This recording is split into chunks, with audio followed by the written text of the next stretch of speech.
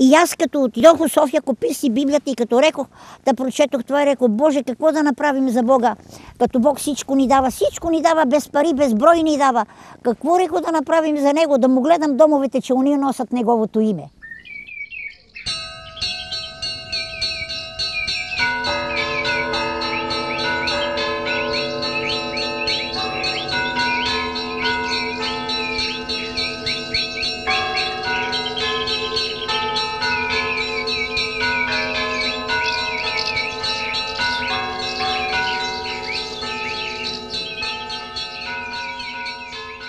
То не е имало тук нищо, само кръстевете. Значи, кои са минали, съборили църква, нема само кръстевете да се знае. А всичкото това е направено по основите. Всичките църкви са си стъпнали на основите. И една будинка, я много иска да разберем тази будинка от кои хора е. Она е па от този край била. Тая будинка сънува, че некой ю казва, будинке, айде събири пари от хората, кой колко може да даде, да направите Свети Георги. И Свети Георги си е точно на основите стъпнал. И будинка събирала добре, ама едни рекли, будинке, защо изнудваш хората? Зелите са оплакали на владиката там у София. И владиката казва, ние не сме ю наредили да събира пари и да прави църква, това си от будинка. Дошел владиката, ма тогава са ходили с габроледи или на язда на коне. И като са ходили така, той дошъл с още други хора, ма на язда с коне. Това е било преди над 100 години. Тогава тя събиралата са направили Свети Георги. И тогава вече викнали будинка там Угодеч. И владиката рекал, будинке, ние да сме ти, ние тебе нареждали да събираш пари да правиш църква, ма не сте, дедо владико, не сте ми редили, ама я те така сънувах. Ами гледай, будинки, те претендират хората и сега дома да лежиш у мазето. И будинка мълчи, какво ще прави сега? И така. Айде сега, некой се подиграл на будинка. Рекал, айде будинки, да видим ти сега нощеска какво ще видиш. Будинка, какво е седела от това мазе, дали е седела, дали е стояла, Господ знае, не знам го какво е. И на сутринта будинка отварят вратата и будинка излиза. Будинки, ти сега какво виде? Она рекле, дедо владико, я какво видох, ма ти ще има да видиш. А дедо владика, понеже дедо владика трябвало да каже, че кои орът ще помагат да помагат, пък кои не искат нема, а той не знае какво да постъпи, сигурно та против нея се едно. И до тук будинка си дошла и айде будинки, сега нема да събираш пари, нема да правиш, хората претендират. Ама будинки, че не чуе ни владика, ни то, па си събира пари, па си и си направили Свети Георги. Ама кога да си тръгне дедо владика на натам и с другите хора, и какво е станало с негов кон, и коню като взел да го метка, какво е правил, та дедо владика е пострадал. И си отишъл в София и вече не дойдил да прави бележка на будинка. И будника събрали и направили тая църква и дедо Иво сънува, че трябва да дойде да поддържа църквата и после колко е седел дедо Иво, я идем след него и много интересно тук вече като се дигна тия църкви, започнаваме там Света Петка и аз сънувам един сън, че казвам на майсторо, майсторе, кари основите на Света неделя. И толкова ма заранта, като му казах, реко, и аз да имам пари, нема да питам никого, реко, ма я нямам, реко, не можем, а това кари основите на Света неделя, значи да се прави и Света неделя. Минава се време, пристига една монахиня. Защо ние до тук на този сън не правиме нищо? Пристига монахинята, Зиновия се казва. Гледа, радва се и вика, така нема да се работи. Така 3 пъти прави. Реко, а какво да се работи, Зиновия? Че се работи от Свети Георги и та всички свети. Реко, тая превърте. Одека пари, реко сега. Бе, това, че стане нещо по-голямо от Свети Александър Невски. Какво е това чудо са, реко, какво? Реко, Митко, спири оня на майстро. Спири, реко, в стената на Света Петка. Спири, реко, он се ядосва, защо? Ама спри, реко, у нас се тура, като владиците, реко, също. Не може, реко, ние сме си миряни, това ние на баща ти, ние на баща ми, че идем у митрополията да видим, що ще ми каза. И като отидох у митрополията, да видиш ти какво, тоя сън, като му казвам я на какво казва монахината и какво са църквите, и той казва, Цецо, не може така, какво казва сестрата. Не може да се успее да се направи, каже. Ами, че се направят, вика, по две. А за да бъдат църквите по две, Света Неделя ги дели да бъдат по две. Гледай този сън какво нещо е. Я като не може да се сетиме ние. А по Света Неделя ги делите да бъдат по две. И така започнахме, се появи Венци, да е жив и здрав, и децата му и всичките там негови. Ама дойдоа тука, погледа, разгледа и жена му Снежа и дъщеря му Евелина, задомали и татко, иди ние нещо да направиме, гледай, Бог като тури ръка на някой човек, свършено е. Бог ще може, никой не може. И сега рече, пък уни като му рекли, така рекал, па да направиме, немам направити, да се знае, че нещо сме направили, но верно е нещо те. Това са 4 църкви. И така започна и дойде с широка ръка. И плаща на майстори на всички, тук те додека се стигна и рече да ти направим една стая, ти да излезнеш, вика, долу от старото и съм я до тук, а митрополията Косака нека загради целият манастир с стаи, защото я му думам, че трябва тук да се направи и така сега да даде Господ некой човек да може да има пари много да направи магерницата и трапезарията дека, но и стаи трябва, ама това най-важното, тия двете неща.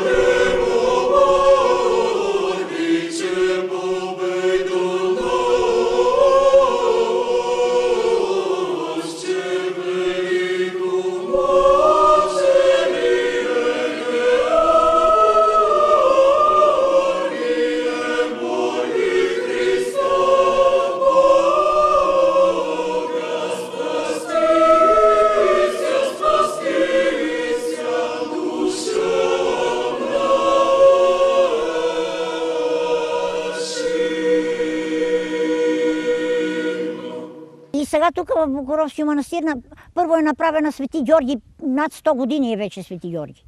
Она е направена, я като дойдох, се направия тия още 4 църкви. Та 5 църкви са били.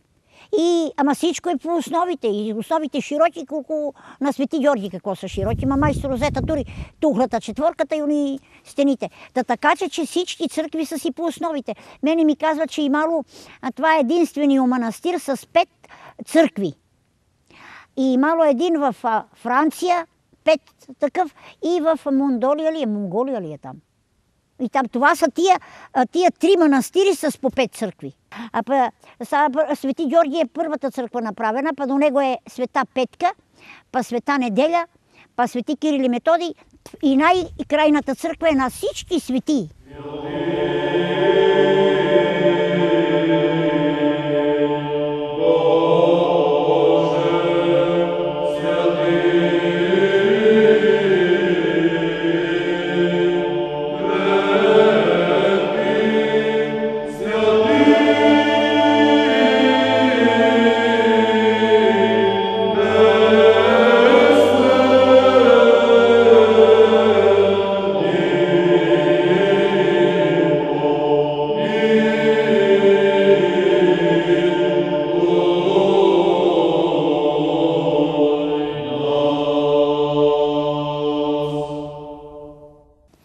И така отидох в Свети Николайта да работим, да си изкарам за пенсията.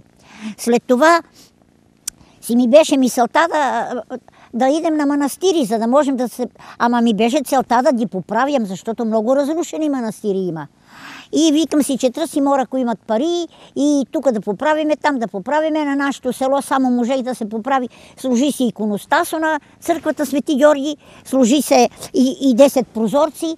И тогава вече пойдох тук, защото я бех обещала, щом се пенсионирам, мой крак веднага манастир да отида, я наруших. Ама обещанието, обещае ли човек, е страшна работа да не изпълни. И като ме бутна Рейсо, та падам между бордюро и между Рейсо. Ама седно Рейсо мина през кръка ми. Такова нещо беше. Веднага дойдох. Ама я исках да поправя на Братовци, тогава да дойдем. Добре, ама не може. Много бавно. И така вече, като исках така, ама преди още да дойдем, И аз си казах, че ми е много трудно, а тата се надо от тук до тук целио, защото казах, че няма да се жени. Рекох, тате, че се оженим, рекох, не бой се. И молех Бога, дай ми Боже такъв човек с мене да дойде, да църквите тебе да управяме, на къде се разрушават. И се мина време се молим, а като знам, че Бог е обещал, че човек поиска ли нещо, така е Бог казал, вие искайте само, търсете Царството небесно и Неговата правда и всичко ще ви се придаде. Ама то, като четеш, като каче фърчиш се от тия Негови думи. Рекох си сега, Боже, рекох я, сега като молим така, молим и искам такъв човек и сънувам една нощ. 3 мъже стана срещу мен и ми казват, за да се ожениш какво искам, за кого искам, баща ти трябва да даде корбан за тебе. А я нали искам такъв човек, за да ми е по-леко, че сама много трудно. И сега като така сънувах, отидох да казах на тата, тата веднага се яви заради нас и рече, па ще дадем, защо да не дадем? Ама като казах на тата, ще кажат и американци по дяволите, и я ме надува дяволите, тате па да го направим. Я го сънувам цело бе, с главата от епсията. Какво? Тате па да го направим от епсии. Та на брат ми малко, та на сестра ми, та на тията и от църквата. А тата па не турил ягнето, а турил ярето. Бог не бива поруган. Така Дедоаджия се рече. Бог не бива поруган, Бог е дума неизменима. А дума неизменима той е обещал на човека. Стига ти да искаш и да знаеш като по джиясемо какво говориме. Така да ни е мисълта, кога се молиме пред Бога, че Бог нема да ти върне, нема каже да ви върнем посрамени и празни. Стига вие да умеете да искате, вика от мене.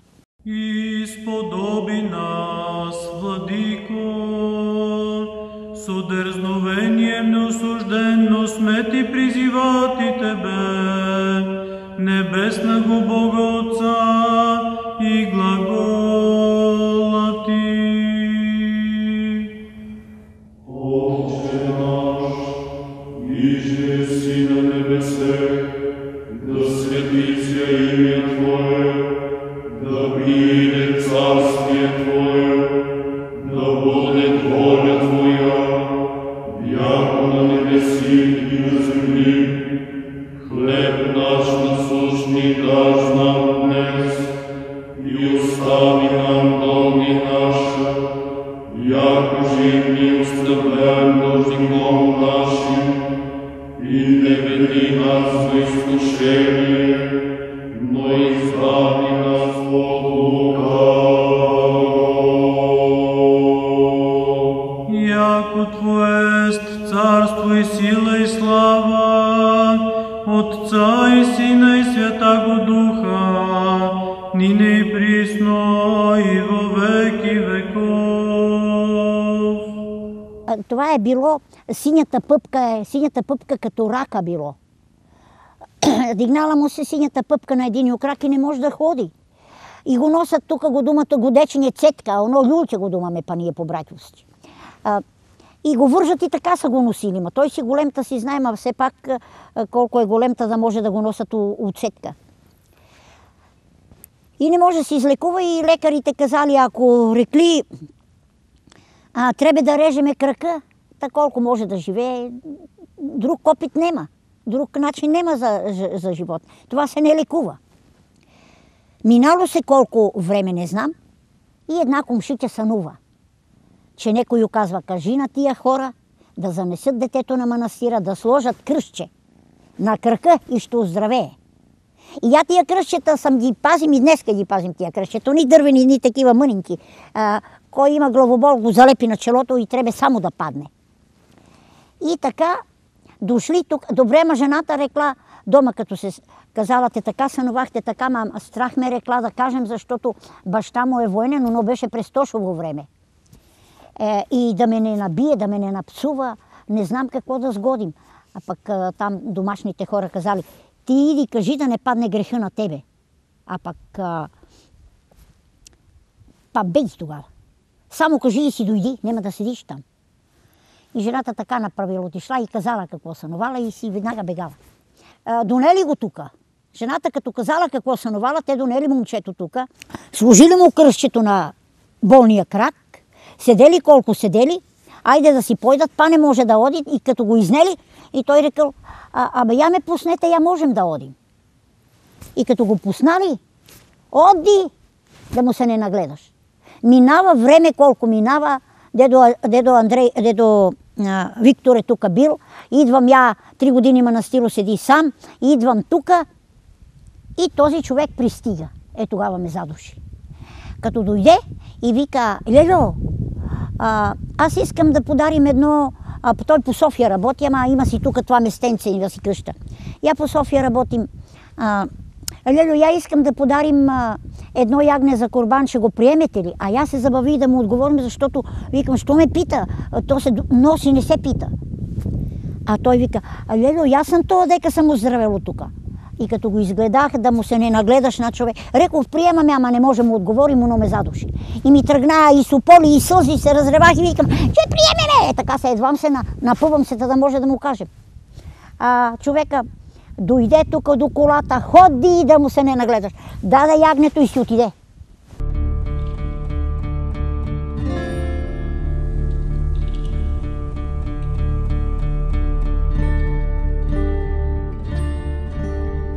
Бог му е досвиднело за хората и затова се уподобава на човека, за да може да можем ние да имаме някаква представа, за да можем ние да можем някакво да се доближиме до тая сила.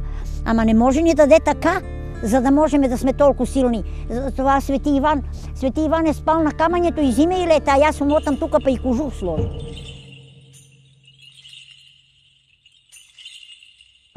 Не можем да съм както и са могли и по горите и такова. Немам тая сила толкова. Ако така съм силна, яче чудеса правим, ама не съм.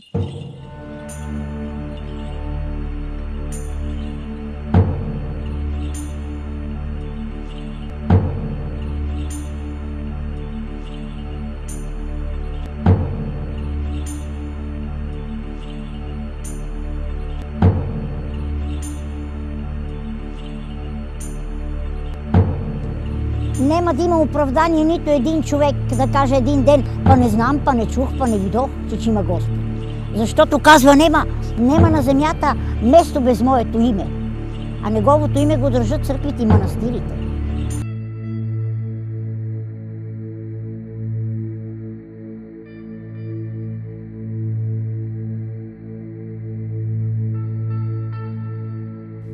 И като сънувала майка му така, не може да се лекува никъде при доктора, къде ли, по църкви, по манастири, не може.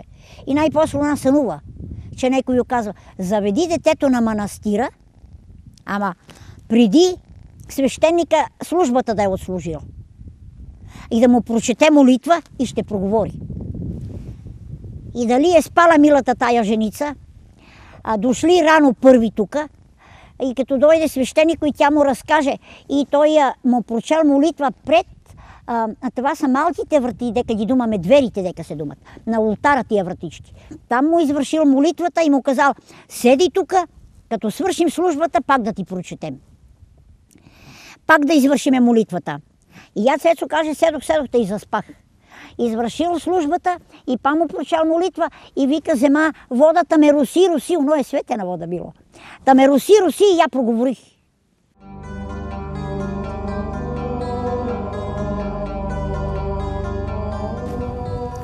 И до тук. Значи така стана Бог, така прави чудеса тук таме и с хората, за да се чудиме ние. Неговото чудо, чудесата не бива да му се крият. Така беше до тук, така сега. Па сега ега даде Господа дойде, човек да даде пари да се направи магерницата и трапезарията. И на Братовската църква им е много мъчно, защото она не е много голема и не е много работата у нея. Да може някой човек с много пари, кой има да отдели, да се довърши там, е малко работата.